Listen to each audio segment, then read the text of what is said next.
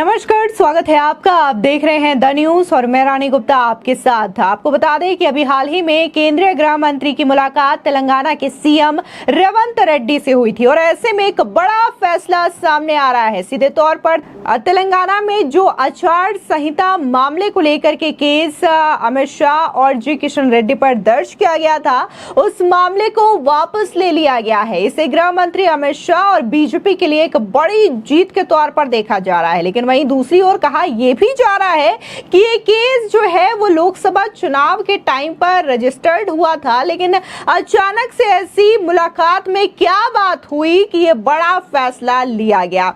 तो इस फैसले को लेकर के राजनीतिक गलियारों में काफी ज्यादा सुगबुगाहट भी है। बता दें कि केंद्रीय गृह मंत्री अमित शाह और केंद्रीय मंत्री जी किशन रेड्डी को कथित मॉडल कोड ऑफ कंडक्ट उल्लंघन मामले में राहत मिल गई है। तेलंगाना की मोंगलपुरा पुलिस की ओर से दायर चार्जशीट से अमित शाह और जी किशन रेड्डी का नाम हटा दिया गया है।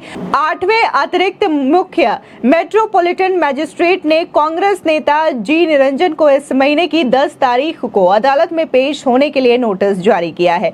दरअसल आपको बता दें कि कांग्रेस नेता जी निरंजन रेड्डी की दायर शिकायत के आधार पर हिसेरा नाट की मोंगलपुरा पुलिस ने 2 अक्टूबर को भारतीय जनता पार्टी के नेता और केंद्रीय मंत्री अमित शाह, जी किशन रेड्डी और अन्य के खिलाफ मुगलपुरा पुलिस स्टेशन में मामला दर्ज किया था, जिसमें चुनाव आयोग के आदेश का उल्लंघन करने का आरोप लगाया गया था कि राजनीतिक दलों को चुनावी सभाओं और अभियानों में नाबालिग बच्चों का उपयोग नहीं करना चाहिए। आपको बता दें कि कांग्रेस ने आरोप लगाया कि 1 अक्टूबर को हैदराबाद लोकसभा क्षेत्र के शाली बांदा सुधा टॉकीज में आयोजित अमित शाह की चुनावी रैली में कथित तौर पर नाबालिग बच्चों को मंच पर बुलाया गया और उनके साथ बीजेपी का चुनाव चिन्ह दिखाया गया। उसी दिन प्रदेश कांग्रेस कमेटी के वरिष्ठ उपाध्यक्ष व चुनाव आयोग समन्वय समिति के अध्यक्ष ने इस संबंध में चुनाव आयोग में शिकायत दर्ज करवाई। खैर, इस मामले को लेकर के जो शिकायत दर्ज करवाई गई थी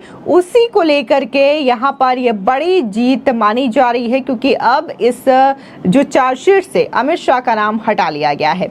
इस मामले में अमित शाह के अलावा टी यमन सिंह, वरिष्ठ बीजेपी नेता जी किशन रेड्डी और विधायक टी राजा सिंह का भी नाम शामिल था। भारतीय दंड संहिता की धारा 188 लोक सेवक की ओर से जारी आदेश का उल्लंघन के तहत यह मामला दर्ज किया गया था।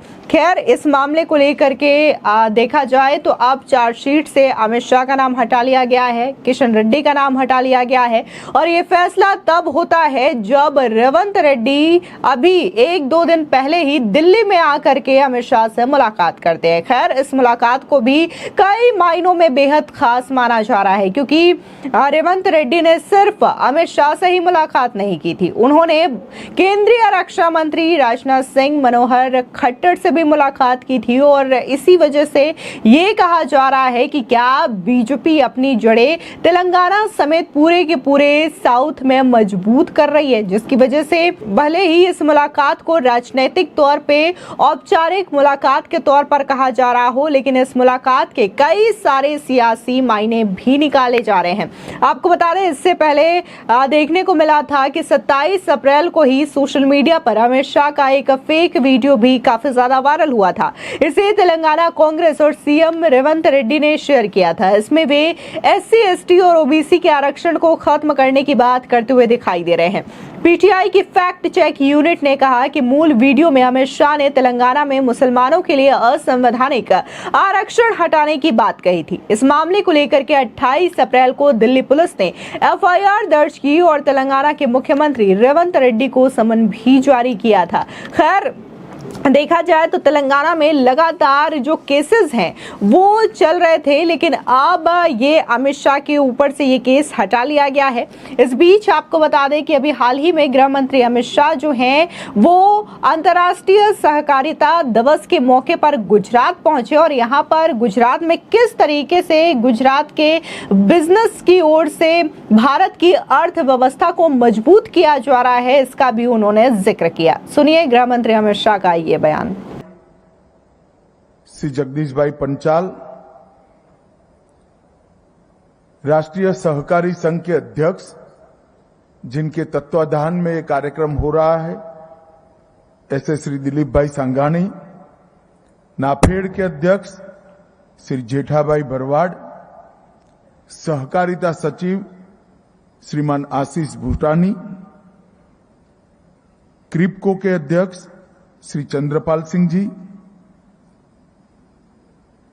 कोंडारू रविंद्र राव अध्यक्ष नेपकॉप, श्री अजय भाई पटेल गुजरात राज्य सहकारी बैंक के अध्यक्ष, श्री ज्योतिन्द्र भाई मेहता अर्बन कोऑपरेटिव फेडरेशन के अध्यक्ष, श्री घनश्याम भाई अमीन राज्य सहकारी संघ के अध्यक्ष, श्री अवस्थी एमडी इपको, मिनेश भाई शाह अध्यक्ष एनडीडीबी, श्यामल भाई पटेल अध्यक्ष अमूल, और आज के कार्यक्रम में देश भर से आए हुए और विशेषकर मेरे गुजरात से आए हुए प्यारे सभी सहकारी भाई बहनों का मैं स्वागत करता हूं। मित्रों, आज कई प्रकार से ये महत्वपूर्ण दिन है। सबसे पहले 102वां सहकारी अंतर्राष्ट्रीय सहकारी दिन है। 102 साल से एक प्रकार से आज के दिन को गिन ले तो देश भर के लोग इस दिन को सहकारिता के दिन के रूप में मनाते हैं। दुनिया में भी अंतर्राष्ट्रीय सहकारी दिन की इसकी मान्यता है। और आज मैं देश और दुनिया के गुजरात के सहकारिता क्षेत्र में काम करने वाले सभी सहकारी कार्यकर्ताओं को हृदयपूर्वक सहकारिता दिन की बहुत बहुत शुभकामनाएं देता हूं। आज मेरे जैसे कई कार्यकर्ताओं के लिए बहुत बड़ा दिन है। आज डॉक्टर श्यामा प्रसाद मुखर्जी का जन्म हुआ था।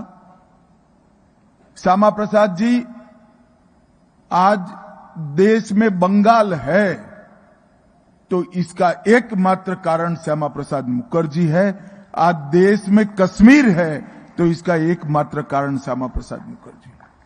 श्यामा प्रसाद मुखर्जी ने ही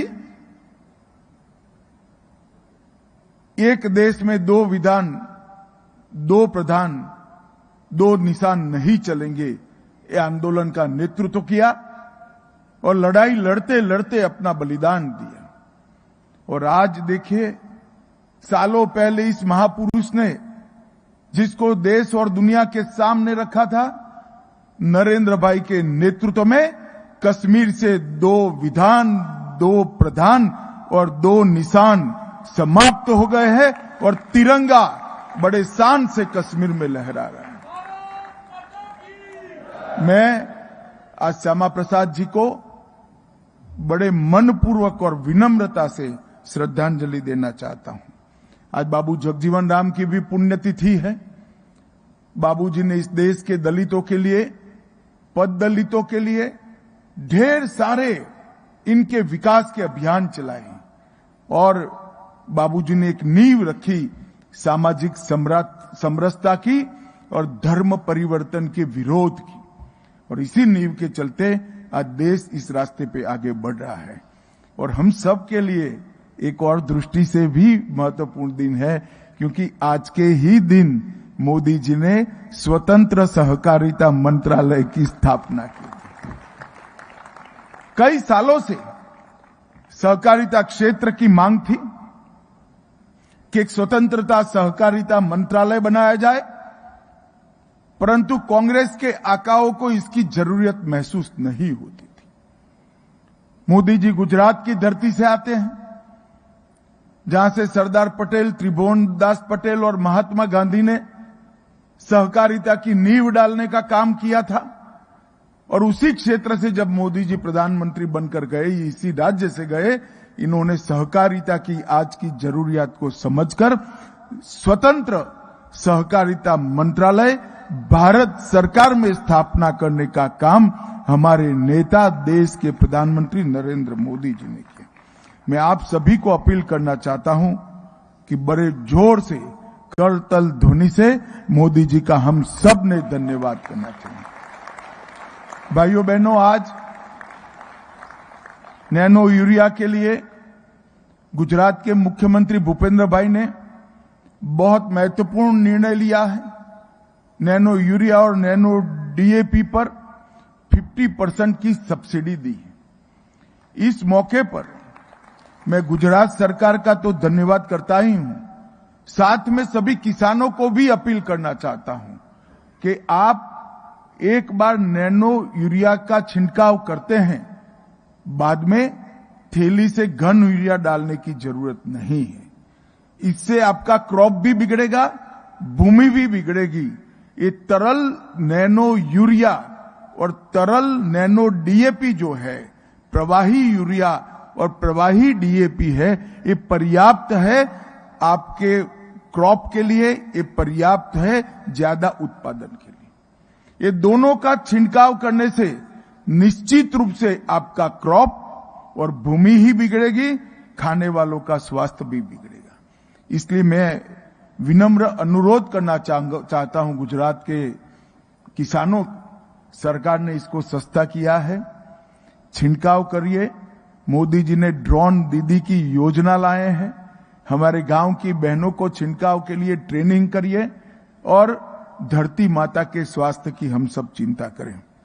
आज भारत सरकार ने नेशनल कोऑपरेटिव ऑर्गेनिक लिमिटेड की स्थापना की है। जैविक उत्पादों को, ऑर्गेनिक फूड को बढ़ावा देने के लिए और ऑर्गेनिक फूड का उत्पादन करने वाले किसानों को उचित मूल्य मिल जाए, मुनाफा मिल जाए, इसके लिए आज एनसीओएल के द्वारा भारत ऑर्गेनिक आटा का लोकार्पण हुआ है।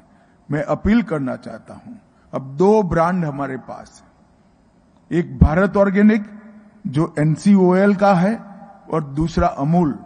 ये दोनों विश्वसनीय ब्रांड है। मैं देश भर के लोगों को अपील करना चाहता हूं, आप विश्वास कर ये दोनों ब्रांड खरीदें। ये 100% ऑर्गेनिक है। इसका निर्णय और इसकी पूरी व्यवस्था भारत सरकार ने सुपेरे की है। विश्व की सबसे आधुनिक तकनीक से आपको मिलने वाला ऑर्गेनिक फूड ऑर्गेनिक है या नहीं है, इसकी जांच करके ही इस पर भारत ब्रांड और अमूल ब्रांड का थप्पा लगता है। विश्वास के साथ इसको खरीदिए और अपने परिवार का, अपने बच्चों का आप स्वास्थ्य का ध्यान रखिए। अमूल ने भी आज दिल्ली में ऑर्गेनिक प्रोडक्ट की शॉप का उद्घाटन किया। आपको बता दें कि अमित शाह इस वक्त लोकसभा चुनाव के बाद से ही काफी ज्यादा एक्टिव मोड में नजर आ रहे हैं और एक बार फिर से उन्हें गृह मंत्रालय का पदभार सौंपा गया, जो कि 2019 में भी उन्हीं के पास था। और देखने को मिल रहा है कि गृह मंत्रालय एक बार फिर से उनके पास आया है, तो ऐसे में वो कई कड़े कदम उठाते हुए नजर आ रहे हैं। अभी हाल ही में जिस तरीके से जम्मू कश्मीर में जो टेरर अटैक हुए थे, इस मामले को लेकर के भी उन्होंने गंभीरता दिखाई और वहां पर कई सारे आतंकवादियों का मुठभेड़ में खात्मा भी हुआ है। इसके अलावा बात अगर हम फोर्सेस की करें या फिर अगर हम सुरक्षा की करें, तो वो भी काफी ज्यादा मजबूत स्थिति में नजर आ रही है। और वहीं दूसरी ओर विपक्ष जो है बौखलाया हुआ है और लगातार इस तरीके की बयानबाजी कर रहा है कि एनडीए सरकार ज्यादा दिनों तक चलने वाली नहीं है। लेकिन ये सरकार के एक एक मंत्री अपनी जिम्मेदारी को बखूबी निभाते हुए भी नजर आ रहे हैं और कड़े फैसले भी ले रहे हैं। फिलहाल इस पूरे मामले को लेकर के आपकी क्या राय है, हमारे कमेंट सेक्शन में